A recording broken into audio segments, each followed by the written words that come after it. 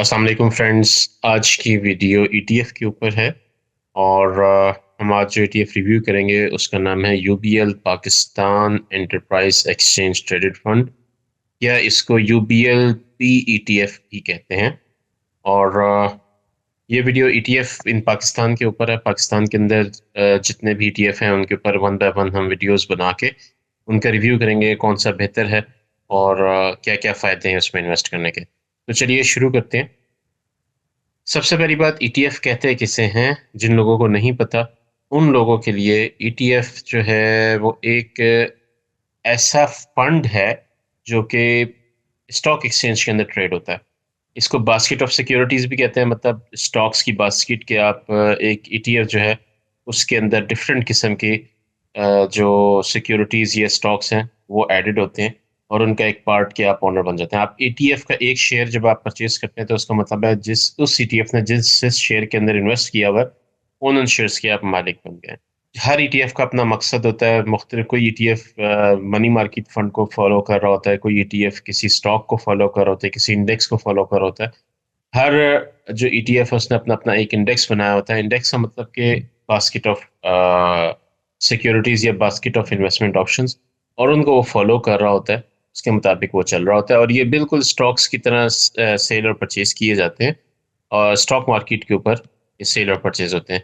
इसके बेनिफिट, सबसे बड़ा बेनिफिट क्या है इसका कि ये फ्लेक्सिबल होता है, फ्लेक्सिबिलिटी होती है इसके अंदर कि आप स्टॉक एक्सचेंज के ऊपर सेल परचेज कर सकते हो। उसे आपके सामने मोमेंटली जो है वो प्राइस चेंज हो रही होती है, उसके मुताबिक आप सेल परचेज कर सकते हो। म्यूचुअल फंड जो है जैसे इन्वेस्टमेंट ऑप्शन है उसके अंदर आप इस तरह से नहीं कर सकते। उसके अंदर आप जब इन्वेस्ट करेंगे तो 2 दिन बाद वो शो होगा, और जब आप पैसे रिडीम करेंगे तब भी 1 से 2 दिन लगते हैं।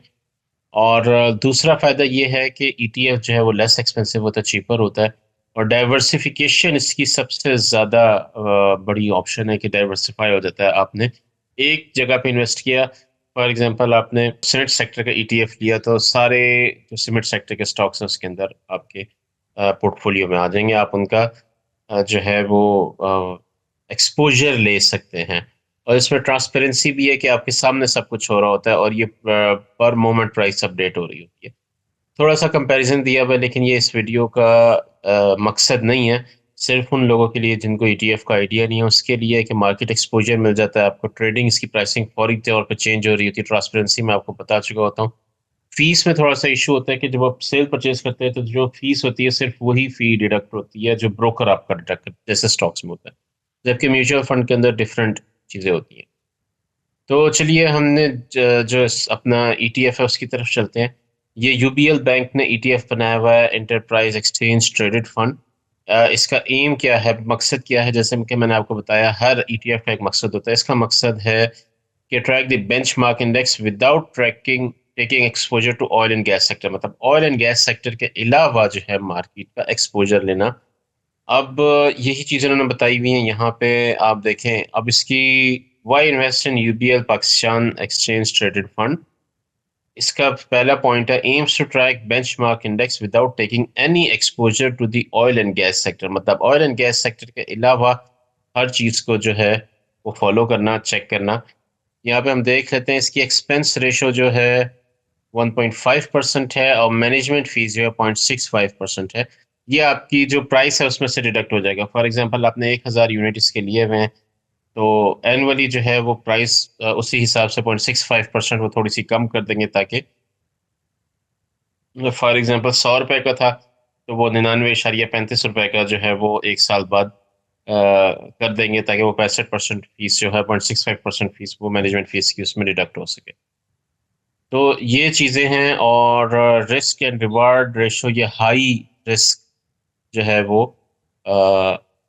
ईटीएफ है और इसकी नंबर ऑफ होल्डिंग्स 9 है, मतलब ये 9 फंड्स में इन्वेस्ट करते हैं। अब स्टॉक इस एक्सचेंज पे जाके चेक करते हैं ये क्या कहते हैं। 17 रुपए का इसका एक यूनिट है और इसकी ईयर की जो परफॉर्मेंस है वो ये बता रही है कि एक साल में ये आपका 11 से 18 के ऊपर है, मतलब 70-80% इसने रिटर्न दिया है।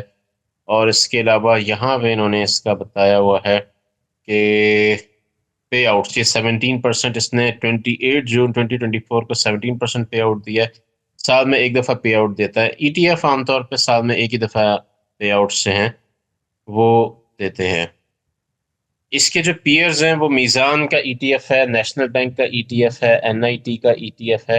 ये सारे ईटीएफ इससे जो हैं ये मिलते-जुलते हैं। अब इन्होंने बताया हुआ यहाँ पे देखें, UBL Pak ETF aims to track the performance of benchmark index to provide long term capital. The fund aim to track performance of top 9 companies, मतलब ये फंड जो है टॉप 9 कंपनीज की परफॉर्मेंस को ट्रैक करता है with highest free float market capitalisation of KSE 100 index excluding oil and gas sector. इसका मतलब ये है कि ऑयल एंड गैस सेक्टर के अलावा जो टॉप 9 कंपनीज हैं KSE 100 जो स्टॉक एक्सचेंज है, उसकी जो सबसे ज़्यादा फ्री फ्लोट या मार्केट कैपिटलाइजेशन की है सबसे ज़्यादा, उनके ऊपर ये फोकस करता है। तो इसका मतलब ये है कि ये बड़े स्टॉक्स पे फोकस करता है except oil and gas sector, मतलब जिनके फ्री फ्लोट सबसे ज़्यादा है, मतलब वो कंपनीज बड़ी हैं। और बड़ी कंपनीज तो मतलब एक अच्छा ईटीएफ है देखा जाए तो। और इस टाइम जो है इसके अंदर कौन कौन से स्टॉक्स हैं देखें, एफर्ट है, एंग्रो है, एफएफसी है, एचबीएल है, हबको पावर है, लकी सीमेंट है, मुस्लिम कमर्शियल बैंक है, एमईबीएल है, यूबीएल है। ये देखें इसके अंदर सारे जो है बड़े स्टॉक्स हैं, छोटा स्टॉक कोई भी नहीं है। तो ये एक अच्छा स्टॉक है इन्वेस्टमेंट के हवाले से। अब इसकी थोड़ी सी हम प्राइस रेंज देखते हैं।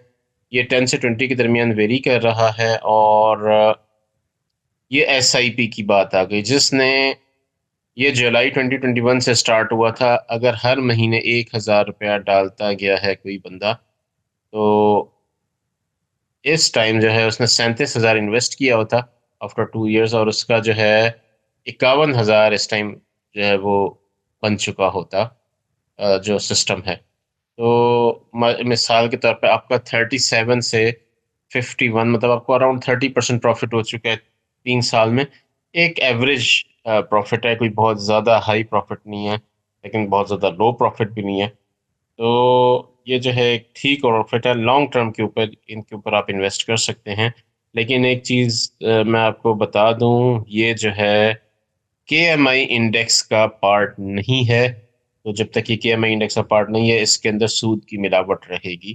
तो ये आपकी अपनी जिम्मेदारी है, मेरा मकसद था आपको बताना। दोस्तों, ये थी आज की वीडियो। मेरे साथ बंदे रहने का शुक्रिया। अगर आपके क्वेश्चंस हैं या कमेंट्स हैं तो कमेंट्स में ज़रूर बताइएगा। अल्लाह हाफ़िज़।